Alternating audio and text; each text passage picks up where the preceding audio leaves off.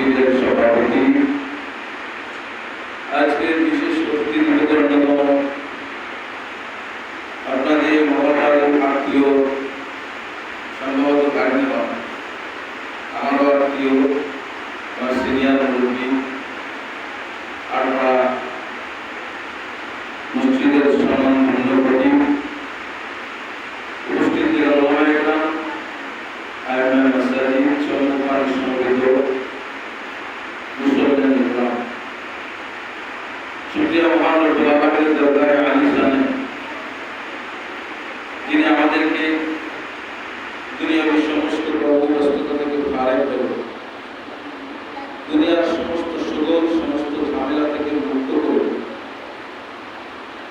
আল্লাহর ঘর মসজিদ, এরপরে আবার আল্লাহ রাসূলের জবানে ঘোষিত জান্নাতের বাগিচা, উভয় বরকতি জায়গায় দীর্ঘ সময় ধরে অবস্থান করার তৌফিক দান করেছেন।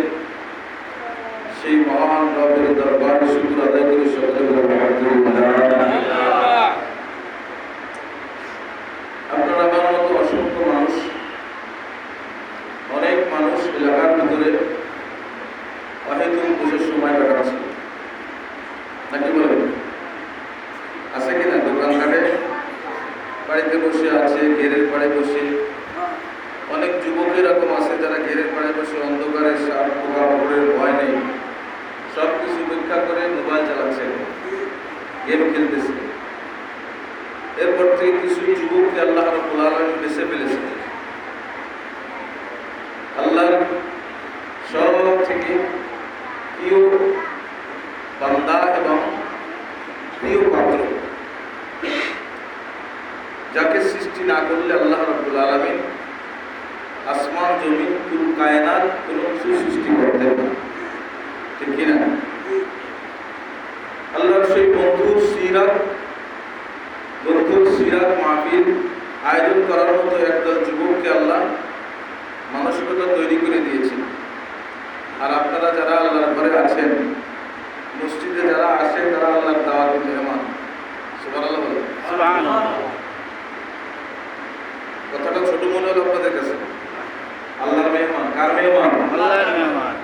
যদি চেয়ারম্যান সাহেব আপনাকে কোনো কায়দায় কাউন্সিলে একটু দাওয়াত দেন, কাউন্সিলে মিটিং এ একটা চিঠি এসে আপনার বাড়ি, জনমত সলিমুল্লাহ সাহেব না, মেহমানের সঙ্গে যদি কোনো দ্বন্দ্ব ফাসাদ থাকেও, তারপরেও যদি আমার দাওয়াতি মেহমান হয়ে আমার বাড়িতে আসে, আমি সব দ্বন্দ্ব ফাসাদকে উপেক্ষা করে সব কিছু ধামাচাপা দিয়ে রেখে আগে মেহমানদারির দায়িত্ব পালন করি, ঠিক কিনা? ঠিক। মহান রব্বুল আলামিনের যারা আজকে দাওয়াতি মেহমান, আল্লাহ রাব্বুল আলামিন মেহেরবানি করে ওই দাওয়াতি মেহমানদের সঙ্গেও দুর্ব্যবহার করতে পারবেন না, ঠিক কিনা? ঠিক। আপনারা খুশি না ভাইজান? খুশি। সবাই খুশি তো? খুশি। খুশি হলে খুশি খুশি মনে আরেকবার চিন্তা করে আলহামদুলিল্লাহ। আজকের মাহফিলটার নাম হচ্ছে সিরাতুন নবী সাল্লাল্লাহু আলাইহি ওয়াসাল্লাম। কি নাম? সিরাতুন নবী। কেউ কেউ বলতে পারেন মিলাদুন নবী মাহফিল হতে পারে, কিন্তু সিরাতুন নবী আর মিলাদুন নবী অল্প একটু তাৎপর্য বুঝাবো। শাব্দিক অর্থটা আমি একটু বলবো আপনাদের বোঝার জন্য। মিলাদুন নবী শব্দের অর্থ, মিলাদ শব্দের অর্থ জন্ম। মিলাদ মানে কি? জন্ম। সবাই বলেন জন্ম। কথা বলতে হবে সবাই, কষ্ট হয়। মিলাদ মানে কি? জন্ম। নবী মানে? নবী মানে তো বুঝি আমরা। মিলাদুন নবী মানে কি? নবীর জন্ম। এর সঙ্গে আবার কেউ কেউ ঈদ শব্দ যোগ করে ফেলেছে, কোরআন হাদিসে যোগ করা নাই। এটা আবেগ। এটা কি? আবেগ। আবেগ দিয়ে যোগ করা হয়েছে। ঈদে মিলাদুন নবী, নবীর জন্মের খুশি। এই শব্দটা আমাদের বানানো শব্দ, এই মানুষের বানানোর শব্দ। এটা ঈদে মিলাদুন নবী শব্দটা ওহীর মারফতে কোনো শব্দ না। ওহী কোনটা? ওহী যেটা আল্লাহর পক্ষ থেকে জিবরাইল আলাইহিস সালামের মারফতে অথবা পয়গম্বর সাল্লাল্লাহু আলাইহি ওয়াসাল্লামের দিলের ভিতরে পয়গম্বর সাল্লাল্লাহু আলাইহি ওয়াসাল্লামের জবান থেকে আল্লাহ বের করে দিয়েছেন ওটা ওহির অন্তর্ভুক্ত। এই ওহির সঙ্গে এই শব্দের কোনো কি নেই, সম্পর্ক নেই। এটা আমাদের আবেগে বানানো শব্দ। ঈদে মিলাদুন নবী, যাই হোক, তো ঈদ মিলাদুন নবী অর্থাৎ নবীর জন্ম, আর সিরাতুন নবী হচ্ছে নবী সাল্লাল্লাহু আলাইহি ওয়াসাল্লামের নবুয়ত প্রাপ্তির পর থেকে 63 বছর যখন তিনি এহলোক ত্যাগ করেছেন, এই দুনিয়া ত্যাগ করেছেন কত বছর বয়সে? 63 বছর বয়সে। যার 40, নবুয়ত প্রাপ্ত হয়েছেন কত বছর? 40 বছর। 40 থেকে 63 কয় বছর হয়? সবাই বলে কয় বছর? এই 23 বছরের জীবনযাপন, 23 বছরের আচার আচরণ, 23 বছরের রাষ্ট্র পরিচালনা, 23 বছরের সমাজ ব্যবস্থাপনা, 23 বছরের পরিবার পরিচালনা, এইটার নাম হচ্ছে সিরাতুন নবী সাল্লাল্লাহু আলাইহি ওয়াসাল্লাম। কোনটা গুরুত্ব বেশি আপনাদের কাছে? মিলাদুন নবী না সিরাতুন নবী? সবাই বলেন কোনটা? সবাই একমত তো? মতপার্থক্য করা যাবে না। আমি উম্মতের মাঝে ফিতনা সৃষ্টি না হোক, আমি এই পক্ষে, আমি সেই পক্ষের মানুষ। উম্মত একটা জিনিস গ্রহণ করে নিয়েছে, ছাড়তে পারতেছে না, ইবাদত মনে করতেছে। আমি চাই সবাই সঠিকটা বুঝুক। আমাদের এলাকার ভিতরে আমি ছোটবেলায় দেখেছি অনেক ইমাম সাহেব এমন নামাজ আদায় করিয়েছেন সূরা ফাতিহা তার শুদ্ধ ছিল না, ঠিক কি না? আপনারাও দেখেছেন। তারপরেও আমি কি ফতোয়া দেবো নাকি ওই সময় মানুষের কারণে নামাজ হয়নি? কেউ ফতোয়া দিতে পারবে? হ্যাঁ, অধিকার নেই। ব্যবস্থাপনা যা ছিল তার উপরে মানুষ যে আমল করেছে আল্লাহ সে আমলটা কবুল করে নেবে, ঠিক কিনা? এখন ব্যবস্থা হয়েছে, এখন প্রযুক্তি সহ শিক্ষার উন্নতি সারা বিশ্বব্যাপী, যে কোনো শিক্ষার ভিতরে প্রবেশ করার সুযোগ আছে। তো যাই হোক, এই জন্য আমার কাছে কথা হচ্ছে আমরা সবাই সঠিকটা বুঝে আমল করার চেষ্টা করবো, নাকি বলে? আর শুধু তর্ক বিতর্ক করবো না, হ্যাঁ, কোনো তর্ক নেই, কোনো তর্কের সুযোগ নেই, তর্কের দরকার নেই। ইলম অর্জন করতে হবে, জানতে হবে, শিখতে হবে, বুঝতে হবে, আমল করার জন্য। উদ্দেশ্য কি? সবাই বলেন আমল করতে হবে। কিসের জন্য শিখবো আমরা? আমল করার জন্য, তর্ক করার জন্য। যাই হোক, সিরাতুন নবী আমাদের কাছে গুরুত্ব বেশি। তারপরেও মিলাদুন নবী বাদ দেওয়ার কোনো সুযোগ আছে নাকি? কোনো সুযোগ নেই। মিলাদুন নবী বাদ দেওয়ার সুযোগ এর জন্য নেই। আদম আলাইহিস সালাম থেকে শুরু করে ঈসা আলাইহিস সালাম পর্যন্ত যত পয়গম্বর দুনিয়ায় এসেছেন, সব পয়গম্বরের আসমানি যত কিতাব দেওয়া হয়েছে, যত সহিফা দেওয়া হয়েছে, সমস্ত কিতাব, সমস্ত সহিফার ভিতরে প্রত্যেকটা কিতাবে আলোচনা এমনভাবে হয়েছে যে মুহাম্মদ সাল্লাল্লাহু আলাইহি ওয়াসাল্লাম দুনিয়ায় আসবে প্রধান অতিথি, প্রধান আকর্ষণ। তার মাধ্যমে আল্লাহ রাব্বুল আলামিন তার প্রদত্ত দ্বীনকে পরিপূর্ণতা দান করবে, এই সুসংবাদ সব পয়গম্বর আনায় করেছেন, সবাই দিয়েছেন। সুবহানাল্লাহ। একজন ইহুদি তার ধর্মীয় কিতাব মুহাম্মদ সাল্লাল্লাহু আলাইহি ওয়াসাল্লামের নাম, তার ধর্মীয় কিতাবে যেন কোনো জায়গায় না থাকে, কোনো জায়গায় যেন তার মুহাম্মদ সাল্লাল্লাহু আলাইহি ওয়াসাল্লামের নাম না থাকে। এই সে কিতাব খুলে পৃষ্ঠা দেখতেছে, যে জায়গায় মুহাম্মাদের নাম থাকবে, নাউযুবিল্লাহ, সবাই নাউযুবিল্লাহ বলেন, নাউযুবিল্লাহ, এই জায়গায় মুহাম্মদ সাল্লাল্লাহু আলাইহি ওয়াসাল্লামের নাম থাকবে, ওই পৃষ্ঠা ছিঁড়ে ফেলতেছে। ওনার ওই নাম ছিঁড়তে আর কোন কিতাব পৃষ্ঠা বাকি নেই। সুবহানাল্লাহ। অর্থাৎ মুহাম্মদ সাল্লাল্লাহু আলাইহি ওয়াসাল্লাম দুনিয়ায় আসবে, তার জন্ম হবে, এটা আল্লাহ রাব্বুল আলামিন নিজেই এই মিলাদ নিয়ে আলোচনা করেছেন। মিলাদ দিয়ে বসে থাকা যাবে না, মিলাদের স্বীকৃতি আমাদের দিতে হবে, নাকি বলেন? আব্বা জান আদম আলাইহিস সালাম, আদম আলাইহিস সালামের বডি স্ট্রাকচার যখন তৈরি হয়ে গেল, বডি তৈরি হওয়ার পরে আল্লাহ রাব্বুল আলামিন কুদরতিভাবে আদম আলাইহিস সালামের ভিতরে রূহ ফুঁকে দিলেন। কি দিলেন? রূহ। রূহ চেনেন সবাই? হ্যাঁ, চিনি তো সবাই রূহ? হ্যাঁ। রূহ কি জিনিস? আত্মা। আত্মা না, রূহ কি জিনিস আমরা বলতে পারবো, আমার মুখ বলবো। রূহ মানে রূহই, রূহ মানে কি রূহ। আল্লাহ রাসূল সাল্লাল্লাহু আলাইহি ওয়াসাল্লামকে জিজ্ঞাসা করা হয়েছে, কাফের বেঈমানরা তারা পণ্ডিত ছিল, যে এর উত্তর যদি দিতে পারে তাহলে বলবো যে মুহাম্মদ সঠিক নবী। রূহ কি জিনিস জিজ্ঞাসা করা হয়েছে, আল্লাহ উত্তর দিয়েছেন, ইয়া নবী বলল আপনি বলে দিন রূহ মিন আমরি রাব্বি, রূহ হচ্ছে আল্লাহর হুকুম, আল্লাহর আদেশের নাম হচ্ছে রূহ। আমার রূহ আছে তার প্রমাণ আমি চোখ দিয়ে দেখতেছি, চোখে পলক ফেলতেছি। আমার রূহ আছে ভিতরে, আমার রূহ বিদ্যমান, তার প্রমাণ আমার জবান দিয়ে কথা বের হচ্ছে। রূহ আমার আছে, আমার হাত নাড়াচাড়ার ভিতরে প্রমাণ হয়ে যাচ্ছে, ঠিক কিনা? রূহ আমার ভিতরে আছে, আমার সমস্ত অঙ্গ প্রত্যঙ্গ সচল আছে। এই রূহ আদম আলাইহিস সালামের ভিতরে সর্বপ্রথম যখন রূহ ফুঁকে দেওয়া হলো, রূহ আদম আলাইহিস সালামের ভিতরে প্রবেশ করে আল্লাহর আদেশ। রূহ আল্লাহর কাছে একটা স্ট্রাকচার, একটা অস্তিত্ব আছে। আল্লাহ রাব্বুল আলামিন রূহকে দিয়েছেন। রূহ আদম আলাইহিস সালাম থেকে বের হয়ে আসে, আবার রূহ ওকে, আবার বের হয়ে আসে, আবার রূহ ওকে, আবার বের হয়ে আসে। আদম আলাইহিস সালাম থেকে রূহ বের হয়ে তিনবার আসার পর আল্লাহ জিজ্ঞাসা করে, রূহ তুমি ভিতরে কেন অবস্থান করো না? আদম আলাইহিস সালামের রূহ বলে, ইয়া রাব্বুল আলামিন আহকামুল হাকিমিন, আমি আদমের শরীরের ভিতরে কোনো আলো পাচ্ছি না, কোনো আলো নাই, গুটগুটে অন্ধকার, অন্ধকারের ভিতরে আমি অবস্থান করতে আমার কষ্ট হয়, আমি করতে পারতেছি না। আল্লাহ রাব্বুল আলামিন ফেরেশতাদেরকে ডাক দিয়ে বলেন, ফেরেশতা আরশে আজিমের পাশে একটা তারকা আছে, ওই তারকাটা নিয়ে আসো। ওই তারকাটা এনে আদমের কপাল মুবারকে একটু ঘষে দাও।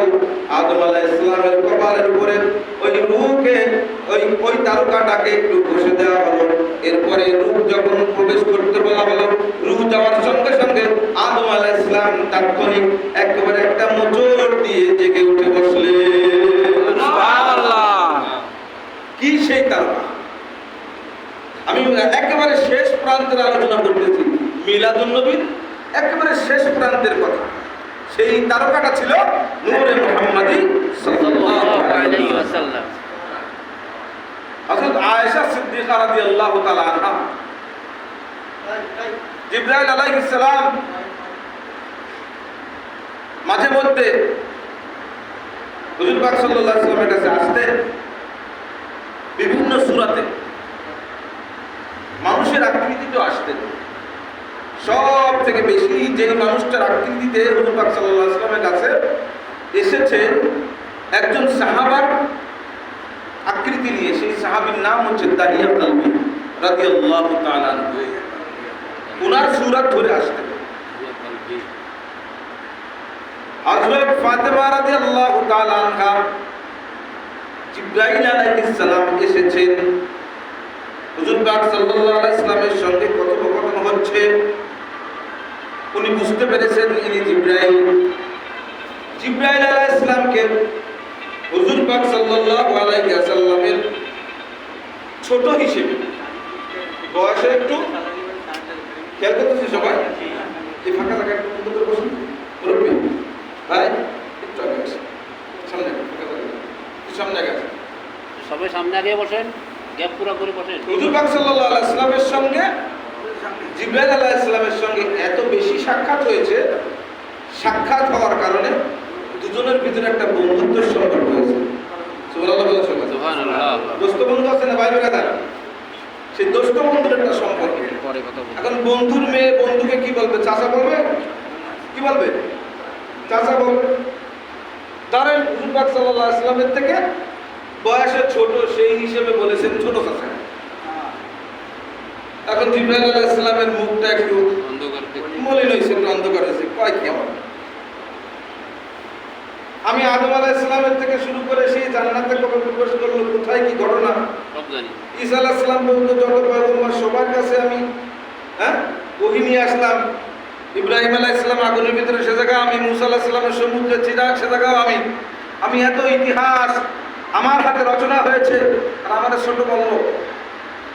তখন দুইজনের বয়স নিয়ে একটা কথোপকথন শুরু হয়েছে, যে বয়স কত? মুহাম্মদ সাল্লাল্লাহু আলাইহি ওয়াসাল্লামকে জিজ্ঞাসা করতেছে যে কত আপনার বয়স কত? মেয়ে আমার ছোট চাষা কত? তখন সরকার দো আলম সাল্লাল্লাহু আলাইহি ওয়াসাল্লাম বলছেন, ভাই জিবরাইল, আপনি আপনার বয়সের সীমারেখা একটু বলেন। জিবরাইল আলাইহিস সালাম বলছে, আমি আমার বয়সের সীমারেখা ওভাবে বলতে পারবো না, কারণ আমার ডেট অফ বার্থ কোথাও লেখা নাই, জন্ম তারিখ কোথাও সংরক্ষিত নাই। আহকামুল হাকিমিন জানেন অবশ্যই, আমার জানা নাই আমার জন্ম তারিখ কবে। তবে আমার এতটুকুন আমার বয়সের সীমা বলার জন্য আমি একটা উদাহরণ দিতে পারি। আমি আকাশে একটা তারকা দেখেছি, যে তারকা ৮০,০০০ বছর পরে একবার উদিত হয়। ৮০,০০০ বছর উদিত হয়ে থাকে, আবার ৮০,০০০ বছর ওইটা জীবন্ত থাকে, আবার ৮০,০০০ বছর পরে উঠে। আমি জিবরাইল ৮০,০০০ বার ওই তারকাতে উঠতে আর ডুবতে দেখেছি। সুবহানাল্লাহ। এখন সেই তারকা ওঠার সময়, এখন কি সে তারকা ওঠার বা ডুবার সময়? বলছে হ্যাঁ, আমার হিসাব অনুযায়ী ওই তারকা এখন উঠার কথা, কিন্তু ওই তারকা আমি আর এখন উঠতে দেখি না। আমি খেয়াল করেছি ওই তারকা দেখা যায় না। সরকার দো আলম সাল্লাল্লাহু আলাইহি ওয়াসাল্লাম নিজের জামা উঠা বলতেছেন, ভাই জিবরাইল, দেখুন তো আমার পিঠে কিছু দেখা যায় কিনা। পিঠের ভিতরে জিবরাইল আলাইহিস সালাম অবলোকন করে দেখেন না, একেবারে কবুতরের ডিমের মতো একটা ঝকঝকে একটা তারকা। যেই তারকা তুমি আসমানে দেখতেন, তখন বলতেছেন, খোদার কসম লাগে বন্ধু মুহাম্মদ সাল্লাল্লাহু আলাইহি ওয়াসাল্লাম, আমি ৮০,০০০ বার যেই তারকা উঠতে দেখেছি, সেই তারকা আপনার পিঠের ভিতরে। মিলাদুন নবী সাল্লাল্লাহু আলাইহি ওয়াসাল্লাম। এটা কি বললাম? মিলাদুন নবী সাল্লাল্লাহু আলাইহি ওয়াসাল্লাম। হুজুর পাক সাল্লাল্লাহু আলাইহি ওয়াসাল্লামের আলোচনা পর্যালোচনা এরকম ২-১ ঘন্টা না। বলা হয় যদি হক আদায় করে হুজুর পাক সাল্লাল্লাহু আলাইহি ওয়াসাল্লামের জীবনী পর্যালোচনা করতে হয়, তাহলে জিবরাইল আলাইহিস সালামের হায়াত লাগবে। সুবহানাল্লাহ। আর আবু বকরের মতো ভালোবাসার একজন, মুহাম্মাদি ভালোবাসার একজন মানুষের জবান লাগবে। সুবহানাল্লাহ। এছাড়া ওই নাম, এছাড়া ওই সত্তা, এছাড়া ওই মহান ব্যক্তিত্বের কথা বলে আদৌ শেষ করা কেন করতেছি আমরা? কেন করতেছি? এজন্য ইউসুফ আলাইহিস সালাম যখন তাকে কূপ থেকে উঠিয়ে বাজারে নেওয়া হলো, বাজারে নেওয়ার পরে সবাই জানতেছে এরকম একটা দামি গোলাম, সুচ্ছিরি, শ্রেষ্ঠ সুন্দর, এরকম একটা গোলাম বিক্রি হবে। একজন বুড়ি, সেও বাড়ি থেকে লাঠি ভর দিয়ে বাজারের দিকে রওনা হয়েছে। কোথায় যান? শুনেছি বাজারে একটা দামি গোলাম এসেছে, গোলাম কিনতে যাচ্ছি। কি দিয়ে কিনবেন? সাধারণ বুড়ো মানুষের তার মাল সম্পদ থাকে কোন জায়গায়? কোথায় থাকে? আঁচল থেকে বের করেছে, বলে তুমি যা নিয়ে যাচ্ছ এই নিয়ে তো ইউসুফের মতো গোলামকে কেনা যাবে না। ইউসুফের মতো গোলাম কিনতে গেলে তো লক্ষ লক্ষ কোটি কোটি ডলারের মালিক হতে হবে। তো বলতেছে আমি জানি, বৃদ্ধা বলতেছে আমি জানি ইউসুফকে আমি ক্রয় করতে পারবো না, ইউসুফকে ক্রয় করার মতো সামর্থ্য আমার নাই, কিন্তু আমার বিশ্বাস ইউসুফ কোন একজন মহামানব হবে। সুবহানাল্লাহ। ইউসুফ খোদা প্রদত্ত কোন একজন মহামানব হবে আমার বিশ্বাস। কিয়ামতের ময়দানে ইউসুফকে যারা ক্রয় করতে চেয়েছিল, সৎভাবে ইউসুফকে মহব্বত করে যারা কিনতে চেয়েছিল, তাদের একটা নামের তালিকা কিয়ামতের ময়দানে হাজিরা টাকা হতে পারে। ওই হাজিরা খাতায় যেন আমার মতো আপনার একজন মানুষের নাম থাকে, আমার মতো একজন গোলামের যেন হাজিরা খাতায় নাম থাকে।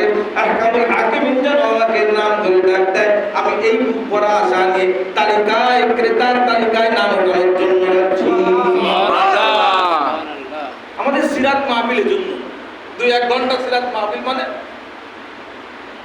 এটা অহেতুক বলা যাবে না। মুহাম্মদ সাল্লাল্লাহু আলাইহি ওয়াসাল্লামের একটা গুণ, একটা আদর্শ যদি কেউ যথাযথভাবে পালন করতে পারে, আল্লাহ রাব্বুল আলামিন ওই একটা আদর্শের মাধ্যমে তাকে হেদায়েত দান করে দিবেন। সুবহানাল্লাহ। একটা আদর্শ, সে আদর্শ হতে পারে খাওয়ার আদর্শ, আদর্শ হতে পারে বাথরুমের আদর্শ, আদর্শ হতে পারে ঘুমানোর আদর্শ, আদর্শ হতে পারে বাজার করার আদর্শ, আদর্শ হতে পারে কেনা বেচার আদর্শ। মুহাম্মদ সাল্লাল্লাহু আলাইহি ওয়াসাল্লাম এমন একজন মহান মানব, আল্লাহ রাব্বুল আলামিন তার ভিতরে আদর্শের ভিতরে এত বেশি প্রশস্ততা দান করেছেন। মুফাসসিরিন ইকরাম মুহাম্মদ সাল্লাল্লাহু আলাইহি ওয়াসাল্লামের আদর্শকে আসমানের সঙ্গে তুলনা করেছেন। সুবহানাল্লাহ। কিসের সঙ্গে? আসমানের সঙ্গে। আসমানের সঙ্গে কেন তুলনা করলেন? আসমান এমন একটা আল্লাহর সৃষ্টি, আসমানে যা আছে, আসমানে চন্দ্র আছে, আসমানে সূর্য আছে। বলেন তো দেখি, একজন শিশু যদি আসমানের দিকে তাকায় সে কি যেমন দেখবে? একজন বৃদ্ধ একই রকম দেখবে কিনা? না, চোখের জ্যোতির কারণে ভিন্নতা, কিন্তু একই রকম দেখবে। আকাশ থেকে উপকৃত কি সমান সমান হবে না? সমান সমান।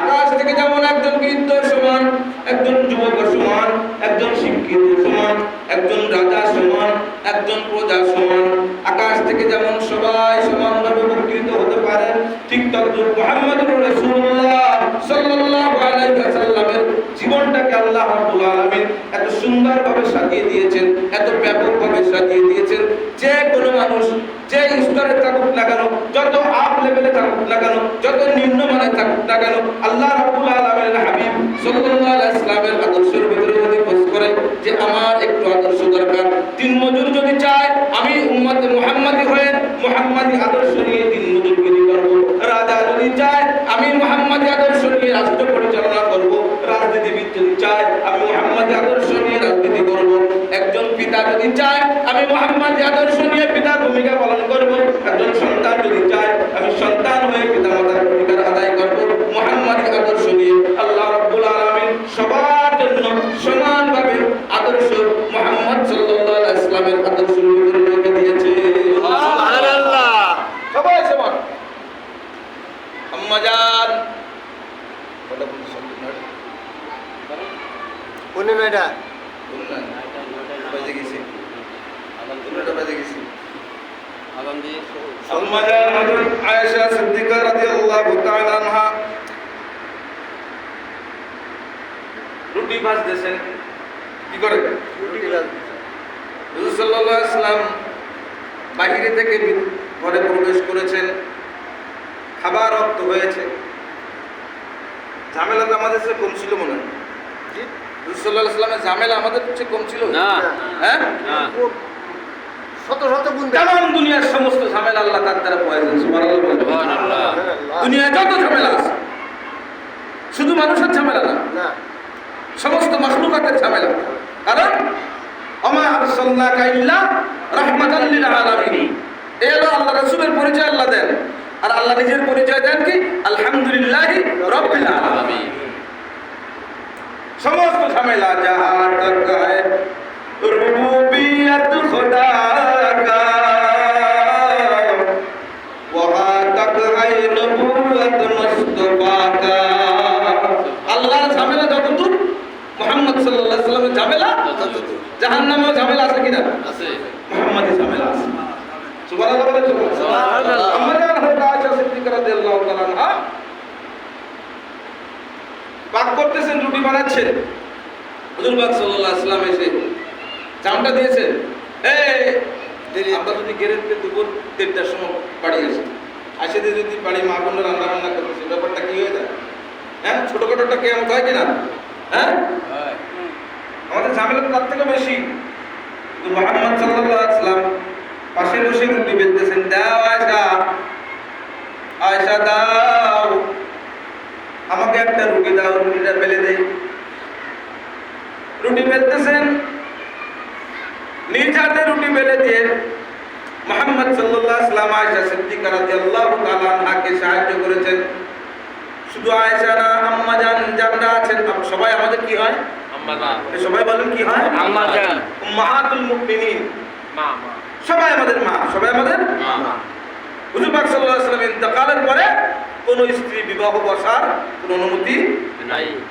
এই আইনকে পাশ করেছেন আল্লাহ কোরআনের আয়াতে ডাইরেক্ট বলে দিয়েছেন এরা সমস্ত কিয়ামত পর্যন্ত আনেওয়ালা উম্মতের মা।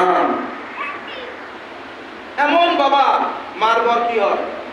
বাবা মার স্বামী কি হয়? বাবা সেই বাবা হচ্ছে মুহাম্মদ সাল্লাল্লাহু আলাইহি ওয়াসাল্লাম। সাল্লাল্লাহু দুনিয়ায় আমাদের যারা বাবা আছে তাদের সম্পর্কে কোরআনে কি বলা হয়েছে? ইয়াউমা ইয়াফিরুল মারউ মিন আবিহি। কিয়ামতের ময়দানে সর্বপ্রথম বলা হয়েছে যারা দূরে ভাগতে থাকবে সর্বপ্রথম আব্বা পরিচয় দেবে না। আব্বা, আপনি দুনিয়া আমার আব্বা হতেন, আপনি আমাকে আদর্শবান করার চেষ্টা করেছিলেন, আপনি আমার দেখভাল করতেন, আপনি আমাকে মানুষ করেছেন। তখন আব্বা ডাইরেক্ট বলবে যা, কি দুনিয়ায় বিয়ে শাদী তো করবি করবি। কিন্তু সরকার আলম সাল্লাল্লাহু আলাইহি ওয়াসাল্লাম এমন আব্বা আমাদের কিয়ামতের ময়দানে সিজদায় পড়ে যাবেন। আল্লাহ রাব্বুল আলামিন কিয়ামতের ময়দানে মুহাম্মদ সাল্লাল্লাহু আলাইহি ওয়াসাল্লামকে ডাক দিবেন, ইয়া মুহাম্মদ ইরফা রাসাক। দুনিয়ায় থাকতে আল্লাহ কোনদিন মুহাম্মদ সাল্লাল্লাহু আলাইহি ওয়াসাল্লামকে মুহাম্মদ বলে ডাকেনি। সুবহানাল্লাহ, সুবহানাল্লাহ, নাম ধরে ডাকেনি কোনদিন। কি নাম ধরে ডাকেন? কোনদিন নাম ধরে ডাকেনি।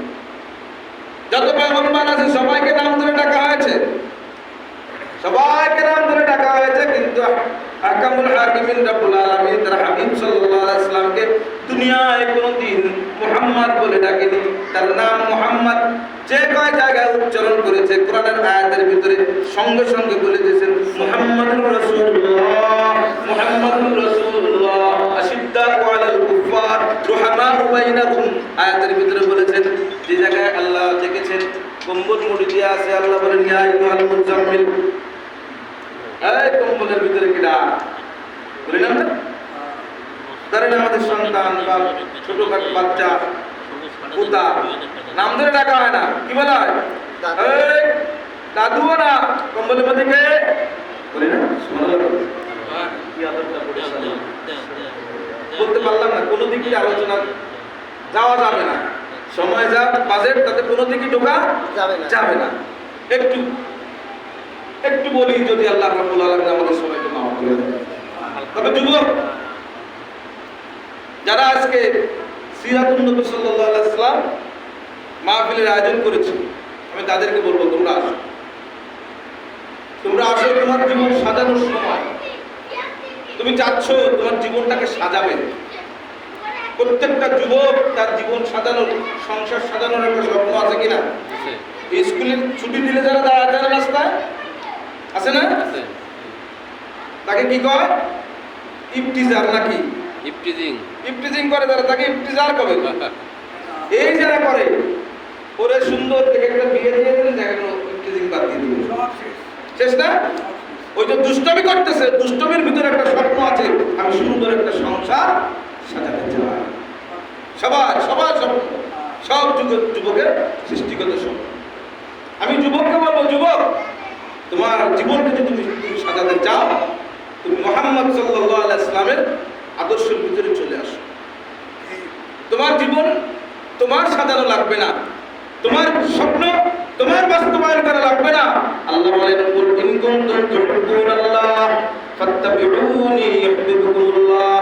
হাবিব আমার, আপনি আপনার উম্মতদেরকে কষ্ট করে দেন, একটা সুসংবাদ দিয়ে দেন, যদি কেউ আমি আল্লাহ পর্যন্ত পৌঁছাতে চায়, অর্থাৎ আমি আল্লাহর সঙ্গে মুলাকাত করতে চাই, জান্নাতের মালিক হতে চায়, আমি আল্লাহর নসিয়া মতে, আমি আল্লাহর হুকুম মতে জীবন যাপন পরিচালনা করতে চাই, আমি আল্লাহর কাছ থেকে নিয়ামত পেতে চাই, কিচ্ছু করা লাগবে না।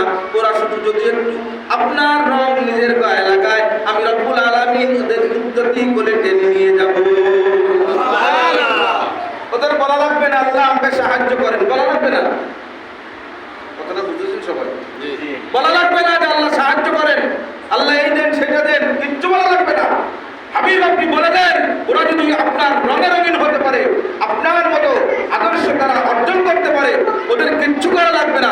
ওদের সংসার, ওদের সমাজ, ওদের রাষ্ট্র, ওদের ব্যক্তি, ওদের সুস্থতা, ওদের সব কিছু আমি রব্বুল আলামিন নিয়ন্ত্রণ করব। আজকে সিরাতুন নবী মাহফিল থেকে দুই একটা সুন্নতের আমল আমরা শুরু করে দেব। সময় তো শেষ, আর সামনে যাব না। দুই একটা সুন্নতের আমল আমরা করব। দেখেন, আজকে আমরা দাবিদার, মুহাম্মদ সাল্লাল্লাহু আলাইহি ওয়াসাল্লামের উম্মতের দাবি করি, কিন্তু কাজ কাম সব মুহাম্মদের বিরোধী। কি বলেন? সব কাজ, সব কাজ। লিবাস নেই, আছে? আপাত মস্তকে মুহাম্মদের রং আছে? কি বলেন? নেই কেন? আমরা অনেক সহজভাবে মনে করতেছি, সহজভাবে নিচ্ছি। দেখেন, আজকে আল্লাহর রাসূল সাল্লাল্লাহু আলাইহি ওয়াসাল্লামের ব্যক্তিগত জীবনে যত সুন্নাত ছিল, তার ভিতরে উল্লেখযোগ্য একটি সুন্নাত হচ্ছে মেসওয়াক করা। মেসওয়াক চিনি তো? হ্যাঁ, ওই দাঁতন গাছ, নিম দাঁতন গাছ, নিম গাছ, এই দিয়ে মেসওয়াক করা, দাঁত পরিষ্কার করা আল্লাহর রাসূলের উল্লেখযোগ্য সুন্নাত। কেমন সুন্নাত? আল্লাহ রাসূল সাল্লাল্লাহু আলাইহি ওয়াসাল্লাম যখন ঘর থেকে বের হতেন মেসওয়াক করতেন, যখন ঘরে প্রবেশ করতেন মেসওয়াক করতেন, যখন ওযু করতেন মেসওয়াক করতেন, যখন ঘুম পাড়তে যাইতেন তখন মেসওয়াক করতেন, যখন ঘুম থেকে জাগতেন তখন মেসওয়াক করতেন, যখন তেলাওয়াত করতে বসতেন তার আগে মেসওয়াক করতেন। তার প্রমাণ যদি আপনাকে কোনোদিন মক্কা মদিনায় নেয়, প্রমাণ আপনারা পাবেন। আমি মক্কায় একটা ব্যাংকে কয়েকবার যাওয়ার সুযোগ হয়েছে। ওই ব্যাংকের ম্যানেজার আর ওই ব্যাংকের ক্যাশিয়ার অফিস করতেছে, তাদের পকেটে একটা মেসওয়াক, অফিস করতেছে, ফাঁকে একটু মেসওয়াক করতেছে। সুবহানাল্লাহ। হ্যাঁ, যদি আমার দেশে কোনো অফিসার যদি অফিসে বসে মেসওয়াক করে কি হবে? চাকরি থাকবে? হ্যাঁ, এত বেশি মেসওয়াক করার পরে আল্লাহর রাসূলকে জিবরাইল এমন বলতেছেন, হাবিবাল্লাহ, একটু বেশি বেশি মেসওয়াক করেন, মেসওয়াক না করলে আমাদের কষ্ট হয়। সুবহানাল্লাহ। কত ফ্যান্সি মানুষ ছিলেন, কত রুচিশীল মানুষ ছিলেন। পৃথিবীর সর্বশ্রেষ্ঠ রুচিশীল কে? মুহাম্মদ সাল্লাল্লাহু আলাইহি ওয়াসাল্লাম। পৃথিবীর সবথেকে বড় দানবীর কে? মুহাম্মদ সাল্লাল্লাহু আলাইহি ওয়াসাল্লাম। পৃথিবীর সমস্ত মানবতাবাদী কে? মুহাম্মদ সাল্লাল্লাহু আলাইহি ওয়াসাল্লাম। একজন শ্রমিক পাথর ভাঙার কাজ করে, মুহাম্মদ সাল্লাল্লাহু আলাইহি ওয়াসাল্লামের কাছে এসে মুসাফা করেছে, আর মুসাফা করার পরে হাত